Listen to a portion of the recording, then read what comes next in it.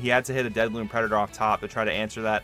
So we are actually going to game 3 here. Very fascinating stuff. This is the first time that I've seen the rune split really kind of make or break a game like that. So let's go ahead and get into game 3. All right, here we go with game 3. Of course, we can expect our Aurora player to go first.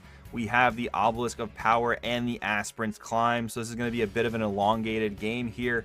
We have the perfect turn 1 ramp for our Aurora Yi build. Let's see what our mid-range Yi build can do to come back from this going second deficit. Looking through his hand like that, I hope he didn't miss turn 1 play. He does have a Clockwork Keeper.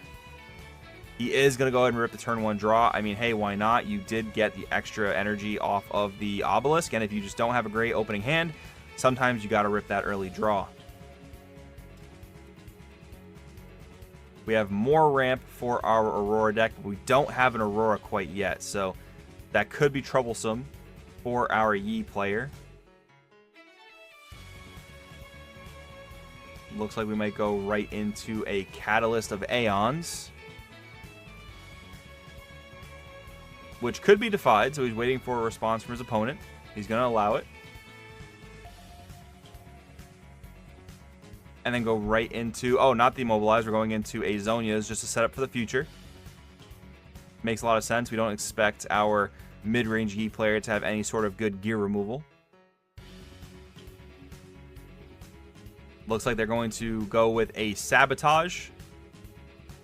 Quite a few good options. Looks like 2 Defies and a Mobilize. I think that, yeah, the Mobilize is kind of pointless at this point because he's already got enough runes to play Aurora next turn. But this is a scary situation for the mid-range Yi player because you might be thinking, oh, he sabotaged the ramp Yi player, doesn't have Aurora in hand. That's a good thing, but he could just draw into it this turn like he did last game, but he doesn't quite get there, which is spelling a little bit of doom for our Aurora player right now. But at any point, he could top deck the card and try to get there.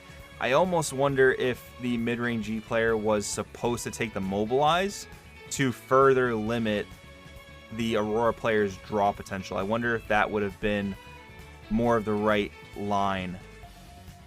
Because, like, what is Defy really doing in this matchup? It's preventing battle buffs, but I think your number one goal is just prevent him from getting Aurora as much as you possibly can. So for that reason, I do wonder if taking the Mobilize was just slightly better.